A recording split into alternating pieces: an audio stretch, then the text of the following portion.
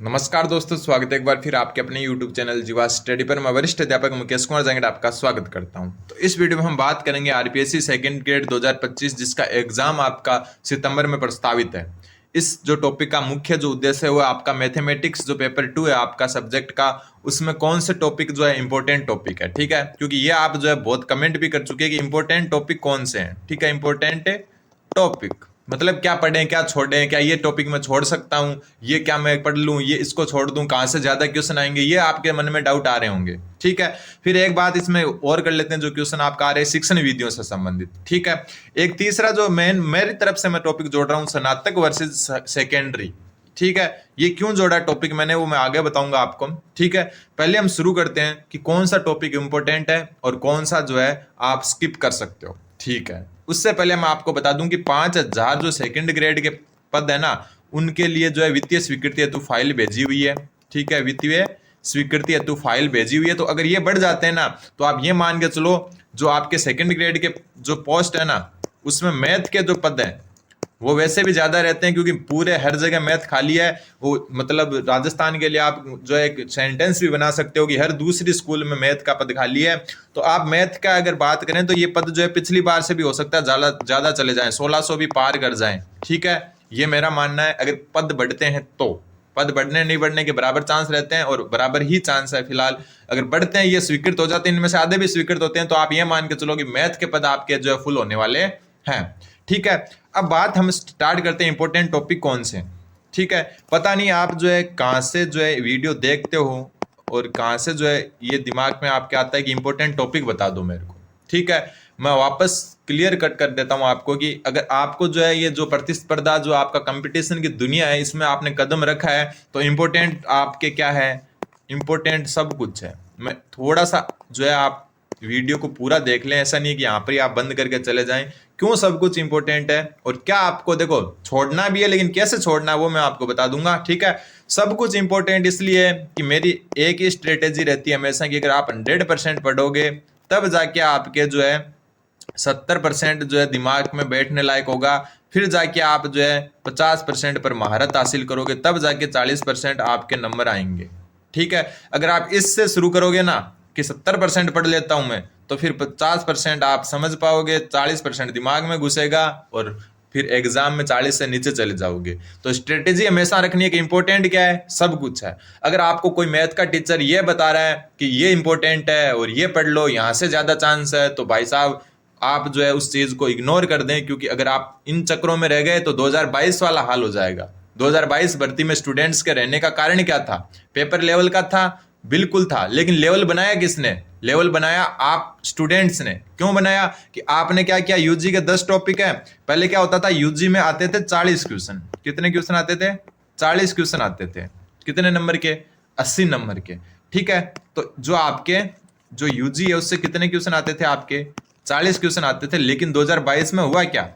2022 में हुआ आपके डायरेक्ट 85 क्वेश्चन आ गए।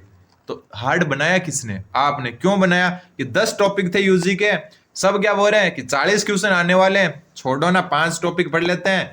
तो और ज्यादा जो बच गए 5 जो आपको हार्ड लगे, खास करके जो कैलकुलस है, ठीक है, गति विज्ञान और जो है स्थिति विज्ञान भी लोगों को हार्ड लगती है। हालांकि उनमें से फिक्स क्वेश्चंस आते हैं, 2-4 सूत्र उनमें से, फिर भी पता नहीं क्यों लगती है आपको हार्ड। ठीक है, 5 टॉपिक पढ़ लिए, 5 छोड़ दिए। मैं तो जो है आपका जो ये भी छोड़ देता हूं, मैं तो कॉम्प्लेक्स एनालिसिस भी छोड़ देता हूं, क्योंकि कॉम्प्लेक्स एनालिसिस थोड़ा सा हार्ड पड़ता है। ठीक है, ये सब छोड़ दिए कि 5 पढ़ लेते हैं और 5 में से प्रीवियस ईयर के क्वेश्चन पढ़ लेते हैं, उनसे ही तो क्वेश्चन आते हैं। और हमेशा हुआ ही ऐसा था, प्रीवियस ईयर से आते भी थे, क्योंकि 40 ही तो क्वेश्चन आते थे। लेकिन जब पेपर आया तो 85 क्वेश्चन यूजी से आ गए। और जो ये 5 टॉपिक छोड़ दिए, 5 पढ़ लिए, 6 पढ़ लिए, 4 छोड़ दिए, किसी ने 7 पढ़े, 3 छोड़ दिए, किसी ने तो यूजी पूरी छोड़ दी कि जो है 90 क्वेश्चन जो आपके किसके? सेकेंडरी के, और 10-20 क्वेश्चन आपके टीचिंग मेथड के, और मेरे 110 से नंबर बन गए 220। इतने तो बनाने हैं, बस हो गया मेरे, तो यूजी पूरी छोड़ देते हैं। ये ही किया था, इसके कारण जो है सीटें 1600 में से 900 ही फिल हुई थी। ठीक है, और दूसरी बात स्टूडेंट और क्या करते हैं वो भी मैं आपको थोड़ा सा क्लियर कर देता हूं। ठीक है, दूसरी बात करते हैं कि जो ये शिक्षण विधियों के 20 क्वेश्चन है ना, इनको क्या समझते हैं कि बस 40 नंबर फोकट के फ्री के हैं। लेकिन रियलिटी है, मैं खुद की बता देता हूं, मेरे से 9 ही क्वेश्चन अटेम्प्ट हुए थे, क्योंकि एग्जाम हॉल का प्रेशर प्लस इतना खतरनाक गणित आती है कि आप जो ये मतलब टीचिंग मेथड पे पहुंचते हो ना, तो दिमाग मतलब मना कर देता है कि और नहीं गलत हो जाएंगे, और नहीं गलत हो जाएंगे। मैंने खुद ने 9 किए थे, 8 सही हुए थे हालांकि, लेकिन 9 क्वेश्चन ही किए थे, 50% भी नहीं कर पाया मैं। टीचिंग मेथड की बता रहा हूं मैं, 2022 वाले पेपर की, ठीक है। तो आपको मैं फिर बता दूं कि इंपॉर्टेंट सब कुछ है। 100% पढ़ोगे 70% समझ में आएगा, 50% पर थोड़ा सा अच्छा समझ में आएगा और 40% ला पाओगे। खुद से ही कंपटीशन है, लोगों से नहीं है। दूसरी बात, अब फिर भी मैं आपको थोड़ा सा बता देता हूं कि कौन से टॉपिक आप छोड़ सकते।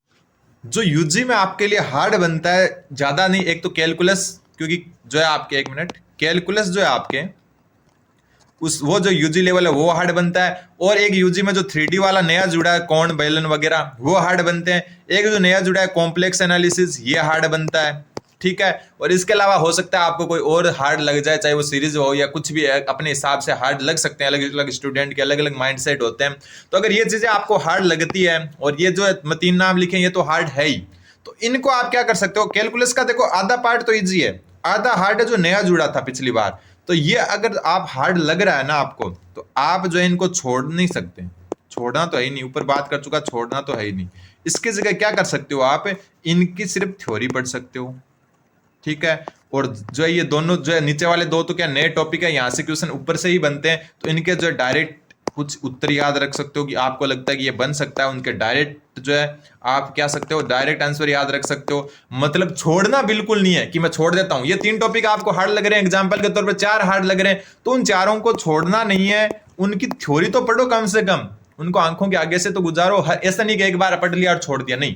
आप जितनी भी बार रिवीजन करो, उनको आंखों के आगे से जरूर गुजारो। क्या पता आपने पहली लाइन पढ़ी और वहां से क्वेश्चन बन जाए, तो आपके बिना मेहनत के 1 नंबर मिल जाएगा आपको, 2 नंबर मिल जाएंगे आपको। तो छोड़ना बिल्कुल नहीं है, जो हार्ड लगे। और 10+2 में तो कभी भूल कर भी मत छोड़ देना कोई टॉपिक, ठीक है। वहां पर आप कम क्या कर सकते हो, अवकलन समाकलन को कम कर सकते हो, क्योंकि वहां से जो है अवकलन व समाकलन, अवकलन से तो फिर भी है, लेकिन समाकलन जो है यहाँ से जो है आपके अनिश्चित समाकलन से तो मुश्किल से क्वेश्चन बनता है, एक बनता है तो बनता है, निश्चित से ही बनते हैं ज्यादातर, ठीक है। तो यहाँ पर ये 2 टॉपिक बड़े हैं, तो इनको आप जो है थोड़े नॉर्मली पढ़ सकते हो। पता होना चाहिए कि अवकलन समाकलन क्या होते हैं। बाकी जो डायरेक्ट स्टैंडर्ड रिजल्ट है वो तो याद रख सकते हो। तो यही बात आपको यूजी में ज्यादा डर होता है, तो यूजी वाले में बता दूं कि थ्योरी आप जो है बिल्कुल पढ़े। मान लो ये 3 टॉपिक आपको हार्ड लग रहे हैं, तीनों की थ्योरी पढ़ो, बार बार पढ़ो। मैंने तो देखो ये 2 नए टॉपिक जुड़े थे, और कैलकुलस में आधा से ज्यादा पार्ट और नया जुड़ा था, इनकी थ्योरी ही पढ़ी थी मैंने। डायरेक्ट आ गया तो टिक कर दिया, वरना छोड़ दिया, ठीक है। क्योंकि आपके पास गणित में तो ये रूल है कि छोड़ने के लिए भी 70-80 क्वेश्चन होते हैं आपके पास, छोड़ सकते हो आप, ठीक है। तो कुल मिला के आपको यह ध्यान रखना है, एक तो कि सब पढ़ना है, जो चीजें हार्ड लग रही है, बोर हो रहे हो आप कि यार ये समझ में नहीं आ रहा, उसकी थ्योरी तो कम से कम पढ़ो, ठीक है। अब अपन बात कर लेते हैं शिक्षण विधियों की। किसकी? शिक्षण विधियों की। तो देखो शिक्षण विधियों के लिए जो है थोड़ा सा, वैसे तो ऐसा नहीं हो कि आप जो है बिल्कुल ही इनको हल्के में ले ले कि ये तो हलवा हलवा हलवा जब है, जब आप पढ़ के जाओगे। तो शिक्षण विधियों के विधियों के लिए आप एक तो रियाज सर की बुक ले सकते हो, नोट्स आते हैं इनके, मिल जाते हैं कहीं टेलीग्राम ग्रुप में बहुत घूम रहे हैं। या नकुल पारिक सर की एक बुक भी आ रखी है, वो ले सकते हो, नकुल पारिक सर की बुक भी ले सकते हो। या अगर आप रीट की बुक आपके पास ऑलरेडी है, रीट वगैरह की बुक जो गणित की शिक्षण विधियों वाली, तो आपको जरूरत नहीं है कि आप आप जो है स्टूडेंट माइंड सेट निकाल दो कि ऊपर 2nd ग्रेड नाम लिखा होना चाहिए तभी वो 2nd ग्रेड में काम आएगी, ऐसा भी नहीं है। रीट की शिक्षण विधियां वो भी आपके यहाँ पर काम में आ जाएगी। अब एक टॉपिक जो मैंने खुद की तरफ से लिया था वो मैं बता देता हूं, स्नातक वर्सेस सेकेंडरी, ठीक है। ये क्या मतलब है ये बता देता हूं मैं आपको। ये ऊपर वैसे हम बात कर चुके हैं, स्नातक वर्सेस सेकेंडरी, स्नातक वर्सेस सेकेंडरी। स्नातक वर्सेस सेकेंडरी का क्या मतलब है? कुछ स्टूडेंट क्या बोलते हैं कि स्नातक इंपॉर्टेंट है, कुछ स्टूडेंट क्या बोलते हैं सेकेंडरी इंपॉर्टेंट है, ठीक है। दोनों के बारे में वैसे मैं बहुत चर्चा कर चुका। इंपॉर्टेंट क्या है? दोनों है। यहाँ भी एक क्वेश्चन 2 नंबर का है और यहाँ भी एक क्वेश्चन 2 नंबर का है, और पैटर्न डिसाइड नहीं है। ये भी मैं सोचना 85 क्वेश्चन पिछली बार स्नातक से आए थे, तो इस बार 85 आएंगे, 100 भी आ सकते हैं और 50 भी आ सकते हैं। पैटर्न डिसाइड अभी तक नहीं हुआ है 2nd ग्रेड का, और अगर नहीं भी होता है ना पूरी तरीके से, तो कुछ भी हो सकता है कि कहीं से कितने भी आ जाए क्वेश्चन, ठीक है। इसलिए हर टॉपिक इंपॉर्टेंट है, ठीक। अब कई बोल रहा है कि पिछली बार यहाँ से 2 ही क्वेश्चन आए थे, इसको कम पढ़ ले, और इस बार 10 आ गए, तो क्या करोगे आप? तो हर चीज के लिए तैयार रहना है। तो कोई बोलता है स्नातक इंपॉर्टेंट है, कोई बोलता है सेकेंडरी इंपॉर्टेंट है। इंपॉर्टेंट दोनों है। सेकेंडरी देखो छलावा है, ये क्या है? छलावा।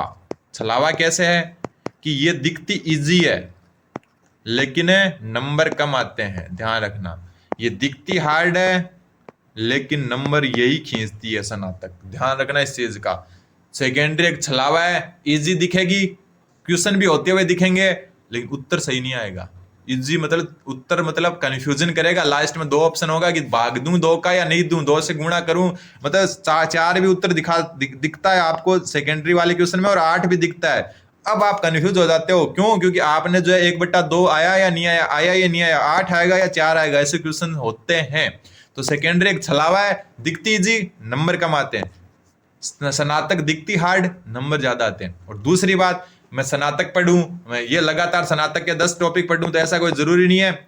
एक टॉपिक आपने यूजी का पढ़ लिया, एक हो सकता है 2 सेकेंडरी के पढ़ लो, एक सेकेंडरी का पढ़ लिया, हो सकता है 2 यूजी के पढ़ लो। अपने कंफर्ट से पढ़ो, अपने कंफर्ट से पढ़ो। तो कुल मिला के इस जो है मेरे पास जो है बार बार आपके जो है कमेंट वगैरह आ रहे थे कि सर इंपॉर्टेंट क्वेश्चंस जो है इंपॉर्टेंट टॉपिक्स बता दो कि जो है आपके क्या आएंगे मैथ में, कौन से ज्यादा इंपॉर्टेंट है। तो इंपॉर्टेंट सब है भाई, पिछली बार 2 क्वेश्चन आए, हो सकता है वहां से 10 आ जाए इस बार, ठीक है। तो छोड़ना कुछ नहीं है, जैसा मैंने बताया कि छोड़ने की बजाय आप जो है थ्योरी तो पढ़ें कम से कम, ठीक है। बाकी पोस्ट बढ़ने की फुल चांस है, और अगर पोस्ट बढ़ती है तो ये मान के चलो गणित की पोस्ट डबल हो जाएगी, ठीक है। डबल से भी हो सकता है ज्यादा चली जाए, क्योंकि गली गली क्या है आपके जो है खाली पड़ी है मैथ की पोस्ट। तो ये आपको ध्यान में रखना है, बाकी इतने टेंशन नहीं लेना, तैयारी अच्छे से करना है, क्योंकि आप कंपटीशन की दुनिया में हो, बहुत भयंकर कंपटीशन है। लेकिन गणित में ये आप के फेवर में कि आपका कंपटीशन खुद से ज्यादा है, कि आपको इतना स्कोर है, आप अगर 250 का स्कोर पाते हो, आप अगर 270 का स्कोर पार करते हो तो आपको कोई नहीं रोकता।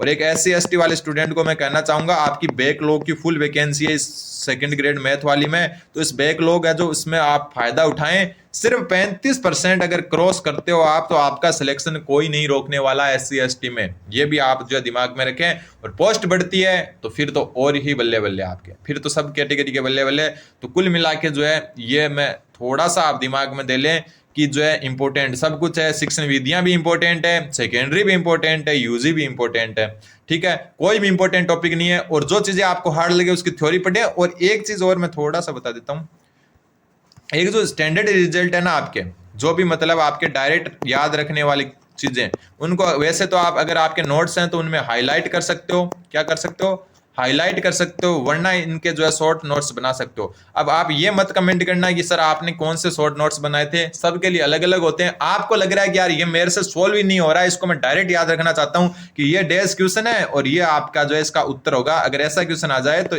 ऐसा कर देना है अपने को, बस ये चीजें आपको ध्यान रखनी है। मैंने क्या बनाए कोई मायने नहीं रखता, ठीक है। हर आदमी एक जो आपने मतलब साइकोलॉजी पढ़ी होगी, व्यक्तिगत भिन्नताएं होती है, सबके लिए अलग लेवल होता है, अलग सिस्टम होता है, और हर ध्यान रखना हर जगह से सिलेक्शन होता है, ठीक है। अगर आप कोई ऑफलाइन वाले का भी सिलेक्शन होता है, ऑनलाइन वाले का भी होता है, घर बैठे वाले का भी होता है, कोचिंग वाले का भी होता है, और लाइब्रेरी वाले का भी होता है, ठीक है।